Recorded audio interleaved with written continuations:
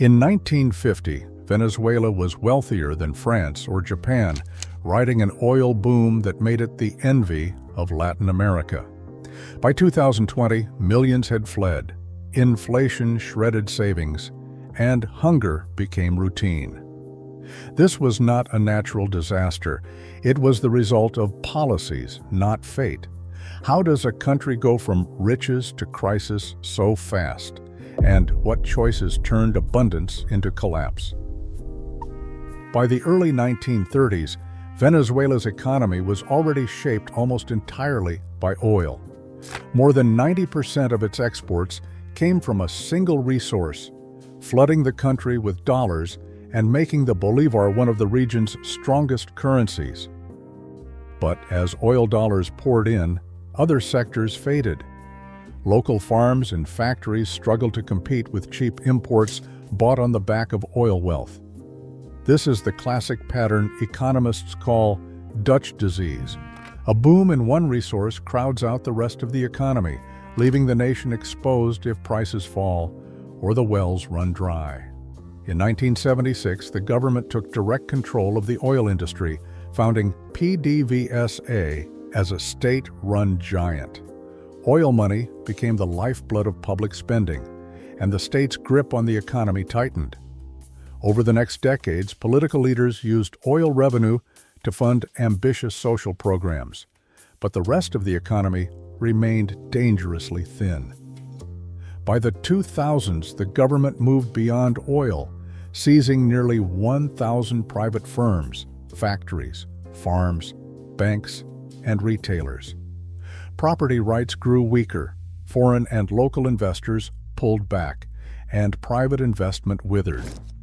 With oil providing over 90% of export earnings, Venezuela's productive base shrank even further. A graphic now shows the relentless rise of oil's share in exports and the sharp decline in private sector activity. The logic of a rentier state took hold. Wealth was measured by what could be spent, not by what could be built. In February 2003, the government imposed strict currency controls and launched the PDVSA system. Officially, PDVSA was meant to stop capital flight and protect reserves, but it created a dual exchange rate, one cheap fixed rate for the well-connected and a soaring black market rate for everyone else. Importers with political ties could buy dollars at the official rate, sometimes for less than a tenth of the real market value, then resell goods at black market prices or simply pocket the difference. This arbitrage fueled a new class of insiders, while firms without access to cheap dollars struggled to import basic goods. Shelves emptied and shortages spread. By 2012, the official rate sat at 4.3 bolívares per dollar, but the street rate was 3 times higher. The gap only widened as inflation took off. With oil prices falling after 2014, the government refused to cut spending. Instead, it forced the central bank to print money to cover the deficit. The money supply, measured as M2, exploded from around 900 billion bolívares in 2014 to over 10 trillion just 2 years later. By 2017, nearly every new bolivar spent by the government was created out of thin air. The result was runaway inflation, a collapsing currency, and a population priced out of even basic necessities. In December 2002, Venezuela's state oil company, PDVSA, ground to a halt. Executives and engineers joined a nationwide strike, demanding President Hugo Chavez step down. Oil production collapsed, falling to a third of normal levels. Tankers sat idle, refineries shut down, and the country lost billions in revenue. The government called it sabotage. Opposition leaders called it a fight for democracy. By early 2003, as fuel shortages spread and the economy buckled, Chavez took drastic action. Over 18,000 PDVSA employees, about 40% of the workforce, were dismissed in a matter of weeks. Most were managers, engineers, and technical staff with decades of experience. In their place, the company hired political loyalists, many with little background in the oil business. The impact was immediate and severe. Oil output, which had averaged nearly 3 million barrels a day, never fully recovered. By 2005, production dropped below that mark and kept falling. The company's institutional memory and technical expertise were gutted in a single sweep. PDVSA, once a symbol of national pride and the engine of public finance, was now a tool of political power, its revenues redirected to social programs, its capacity to invest and maintain operations sharply reduced. The fiscal lifeline that had funded Venezuela's ambitions was cut, and with it, the last buffer against economic freefall. On the pediatric ward of Caracas University Hospital, nurses rationed antibiotics and surgeons prepared for operations without anesthesia. Pharmacy shelves, once stocked with imported medicines, stood almost bare. Power outages forced doctors to illuminate emergency procedures with their phones. Measles, long controlled, returned to children's wards, and malaria spread beyond its usual boundaries for the first time in decades. The average Venezuelan lost nearly 25 pounds as food vanished from markets and salaries lost all value. By 2018, 9 out of 10 households reported they could not afford enough to eat. Parents skipped meals so their children might have a little more. Malnutrition clinics filled with toddlers whose growth had stalled. In the capital, lines stretched for hours outside bakeries and supermarkets, only to find empty shelves. As the health system crumbled, doctors faced impossible choices: treat patients without supplies or leave the country in search of work and dignity. A doctor who later left the country remembered telling a mother that her son needed antibiotics, but there were none left. He said they tried everything: old drugs, herbal teas, prayers. Nothing worked. That was when he realized he had to leave, not just for himself, but for his family. You cannot save lives when the hospital has nothing.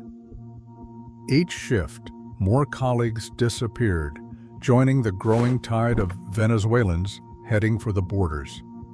The collapse of daily life was no longer abstract. It was hunger, illness, and the quiet exodus of those who once kept the system alive.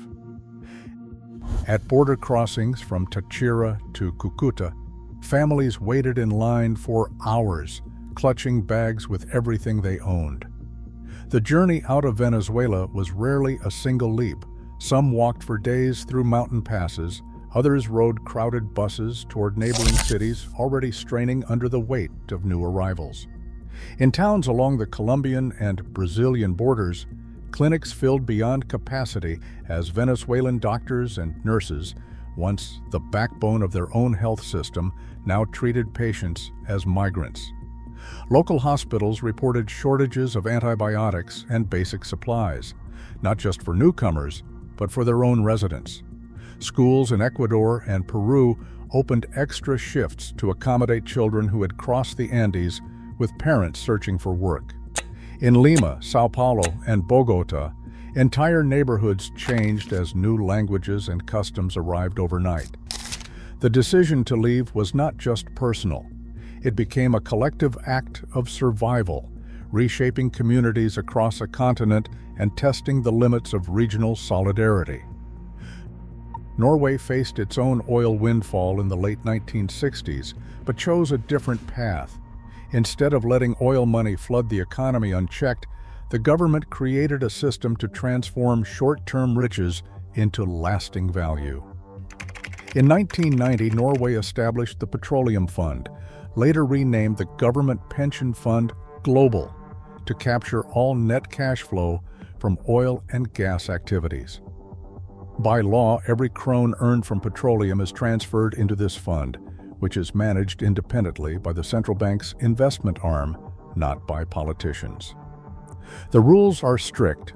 Only about 3% of the fund's value can be spent each year, matching the expected long-term return. The rest must stay invested, building wealth for future generations. Every decision is reported publicly. Detailed annual and quarterly reports list every holding, every exclusion, and every vote cast. An independent council on ethics reviews investments to ensure they meet clear guidelines. Parliament debates the fund's strategy, but cannot direct investments or tap the principal for pet projects. Today, the fund is worth more than Norway's entire annual economic output and is one of the largest sovereign wealth funds in the world. This structure makes it nearly impossible to raid the country's oil savings for short-term political gain, turning a volatile resource into stable, transparent national wealth. In July 2013, 24 Venezuelan economists published an open letter in El Universal. They warned that the government's relentless money creation, strict exchange controls, and price caps would end in hyperinflation, shortages, and the collapse of the productive economy. Among the signatories were Ricardo Hausmann, a former planning minister, and Asdrubal Oliveros, director of Ecoanalytica. Their message was blunt: unless policies changed, the bolivar would lose all value and daily life would unravel. A second letter followed in February 2014, this time signed by more than 30 economists, including Francisco Rodriguez and Luis Vicente Leon. They pointed to inflation already above 40% and predicted that, without urgent action, Venezuela could face price spirals on the scale of Zimbabwe. Inside the central bank, dissenters like José Guerra and Hermes Helfont raised alarms about the risks of funding deficits by printing money. Some resigned in protest, others were sidelined or dismissed. Public warnings from the Academy of Economic Sciences and leaked resignation letters spelled out the dangers in plain terms. Yet the government's response was to attack the messengers. State media labeled critics as traitors and foreign agents.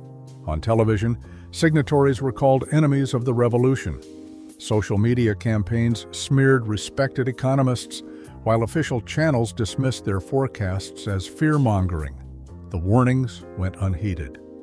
By 2017, inflation had breached every historical record, and the disaster economists had forecast was no longer a warning. It was daily reality. Today, Venezuela's oil still flows, but millions remain displaced, and the currency is unstable. Resource wealth alone can vanish overnight if institutions falter. The lesson persists. Prosperity demands more than riches beneath the ground.